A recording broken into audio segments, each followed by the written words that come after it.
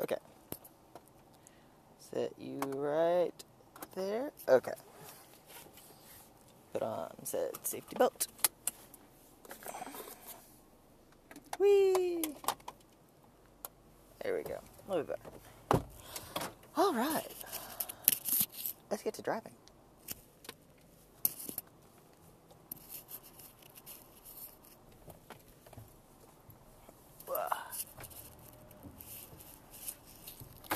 So I'm sure. Good morning, good morning. Good morning, good morning.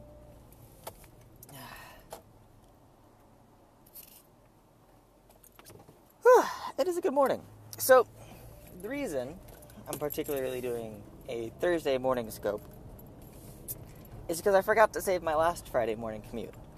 And that said Friday morning commute went off into the interwebs and I could not pull it back. So, I'm making up a video for lost time and continuity's sake. So, pretend we're almost a week ago. 6 days ago. It's Friday morning. I wish it was Friday morning again. Oh, that would be lovely. It will be Friday tomorrow. So, this last week and a half has been very difficult and interesting. My wife on Monday woke up with uncontrollable muscle spasms on her left side. Monday morning, I was hoping it was something funny, whatever. Well, Monday afternoon rolls around. I have to go run a quick errand in order for us to close on our house, which we closed on our house this week. We have a house now. I'm a homeowner. So we go, and she starts having these spasms again, and I'm like, okay, we're going to go to the ER. So I drop my girls off at my parents'. My wife's already with me in the car, so we just go over to the emergency room. We're in and out in about an hour and a half, which is a record time for us in the emergency room department. So we talk with them, and they go, we don't know what's wrong with you. Your CT scan looks good. Your lab blood work looks good. It looks like these are just muscle spasms. Stress can trigger them. There's a lot of things that can trigger them. We're going to give you muscle spasm medicine, muscle relaxant, to help relax your muscles. We're like, okay. And then as we're leaving, they see her go through an episode of these spasms where she's really not able to walk effectively. The left side of her body is kind of shaking, and it's slightly progressing to her right side. And they're like, is that what's going on? We're like, yes. And they're like, oh, get some rest. Take those muscle relaxants. So we go home. We get that prescription filled. We wake up the next morning, and I'm still working. I work from home that day. No. What is it? In any case, we end up back at the emergency room. This time about 11 o'clock at night. And we're like, okay. We came in yesterday. We're given muscle relaxers. They're not touching it. One of the emergency room doctors was like, why didn't you go back to your primary care physician? A, my wife doesn't have one. And B, the muscle relaxers aren't doing anything to this. So, they're like, we're going to admit you. They admit her. At this point, we have stumped a nurse practitioner, an emergency room department resident, I believe, the emergency room doctor, another emergency room doctor, and then the attending and his residence the next morning. All been stumped. So we get an appointment with a neurologist. We see the neurologist late Wednesday evening. I am watching my girls so my parents can go to church with my youngest brothers. And I don't get to meet them, but my wife says he's nice and all. sort of fun stuff. So we get that taken care of. He says, I'm going to prescribe you what's called carbamazepine. It's a anti-seizure medication. Okay, anti-seizure medication for, like, epilepsy. So my wife is on this medication. It's a low dose. It's our goal is the lowest effective dose, since she's not having, she doesn't have epilepsy. She's not having true seizures. They keep us overnight Wednesday. Thursday we get discharged after an MRI, and we get the results back from an MRI. And the MRI, so the MRI and CAT scan were both of her head and up, not of her entire body, so we don't know if we'll have to get that far out. But according to the neurologist, your brain looks good, your brain function looks good, everything looks good on your brain, which is good, except we have no idea what's causing this. So he diagnoses her with myoclonus, and myoclonus is a medical term for muscle spasms, and it's really just a diagnosis of the symptoms. It's really not a diagnosis of what is the underlying cause of these symptoms. So we have an appointment with a neurologist on the 21st to go see the neurologist and see what he says. Fun stuff. So we get home from that, and I dabble with a little bit of work on Thursday, but I have Friday through Tuesday off of work completely. So that's what I do. I take it off, I spend time with my family, I watch the girls. I try to record a Friday morning commute, Friday morning, before everyone's awake, lose it to the interwebs.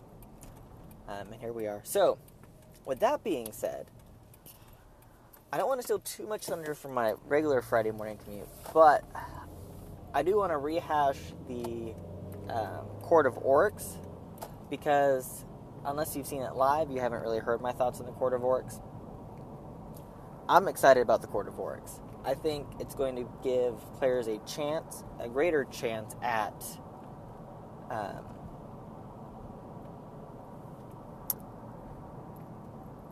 fun, challenging encounters that are not straight bullet sponges, have mechanics that you actually have to play to.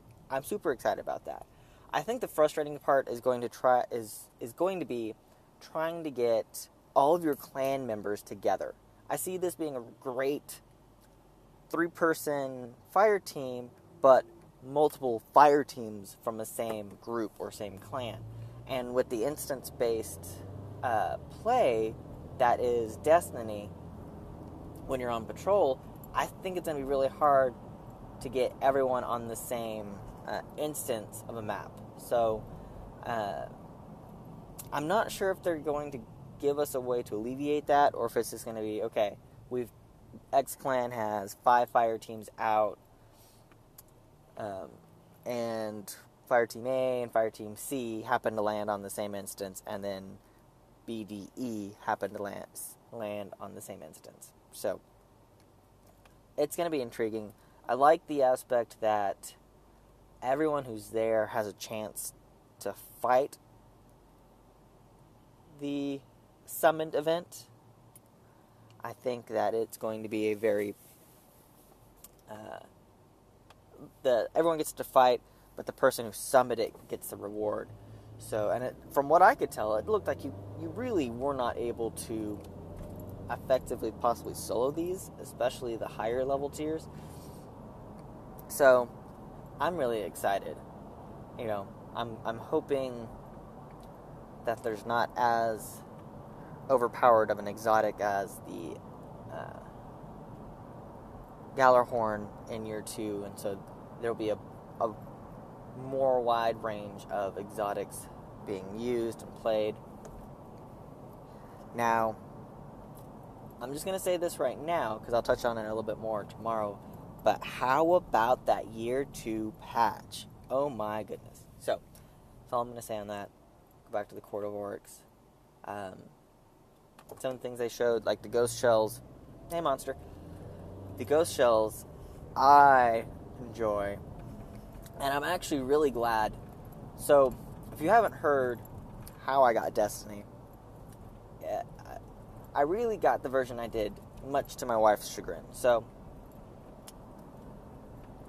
May 6th, I decide, my wife allows me to go buy Destiny. I've been watching, kind of on the borders, since launch. Really haven't been integrated into the community any. And then I see Bungie doing a Twitch reveal for House of Wolves, Trials of Osiris, and I go, okay, I'm intrigued. You know, this is the second DLC. I haven't touched anything since, or I haven't touched Destiny since day one, so I'm gonna check it out. Let's see if I want. We're 2 DLCs in. Let's see if this is any interesting. And I go, oh, okay, I want this game now. So, a couple weeks later, I go and get the game. And I go into my local GameStop, the one that I go to most frequently here in town. And I walk in, they go, how are you doing? I'm like, I'm here to get a used copy of Destiny. And the salesperson behind the counter says, I can do you one better. And at this point, I'm intrigued. And he pulls out the Ghost Edition for the Xbox 360. Now, with Destiny, there were 3 levels. You had your base package, you had your limited edition, and then you had your Ghost Edition. The Ghost Edition is the one that came with a fold-out of the solar system, came with a actual Ghost replica in the Frontier shell, the Rugged shell. All sorts of great stuff. Well, I go, oh, that's cool. He goes, yeah. Went to Plainview. They still had it from launch.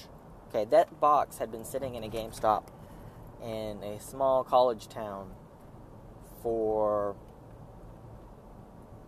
9 to 12 to 5, 8 months. 8 months. And goes, and if you want it, you can buy it. And I go, my wife's gonna kill me. How much is it? And it's, the normal $149.99. I have a $5 coupon, so that brings it down to $144.99. With tax, it brings it still under the amount. And so I buy it, and I walk out. My wife goes, why do you have such a large bag for a small game? And then she looks, and then I proceed to get death glares all the way home. And I love my wife. She's awesome. She keeps me in line, which is really important. If you don't have an awesome wife, then it's no fun. Being married is no fun. But I have an awesome wife. And she loves to keep me on my toes, and I love to keep her on her toes. After going through all the fun stuff, I think she was made up in her mind that she doesn't understand the intrinsic value, but understands that I do. Allow me to play it. So, I got to install it that night and play it, and my friend and I were talking last night as we were packing to get ready to move into our new house, and my wife was the Xbox I'm currently using is actually borrowed from a friend that I haven't been able to get in contact with to see if he ever wants his Xbox back. Well, my wife was like, what happens if you give it back? What happens to your streaming? My friend was like, he's get my Xbox, and you cannot take the stickers off. And I go, hey, thanks. And then I think about it and go, oh my goodness, think of that download. Think about it right now. You've got the base and its patches. You've got the Dark Below and its patches. You've got the House of Wolves and its patches. And now you have update 2.0. Yes, massive downloads. That thing would be sitting for 6 to 8 hours downloading, which would be insane. Very insane. So, But Court of Oryx, I'm really interested. The Taken King has so much good stuff that I'm really, really interested in. Super interested in. And then we also have the fact that the raid was revealed. It's going to drop the Friday after the game launch. So game launches on 9/15. We get the raid on 9/18.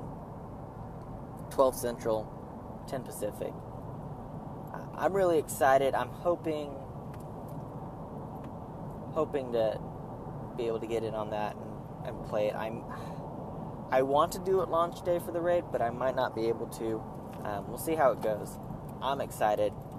Well, looks like I am here, so thank you for joining me for my remake of my Friday morning commute. Bright lights in the big city. Bright lights. It's been fun. It's always fun. I enjoy doing this. Doing weekly update. This time I'll remember to save it to my phone so I can upload it to YouTube. Tomorrow's video, we'll talk about patch 2.0 a little bit more, all the fun shenanigans that are involved with it. And then it'll be time. 9:15, just around the corner. So thanks for joining. Thanks for stopping by. My name is Rovin Doug. I'm your host for the Friday morning commute, and I will see you tomorrow. Follow me on YouTube if you enjoy. Follow me on Twitter if you found me through Periscope. You can also follow me on twitch.tv/Rovin Doug as I stream my Destiny gameplay. And as I work with my wife to create a consistent streaming schedule that is beneficial for the both of us. So, thanks again for stopping by, and I'll see y'all later.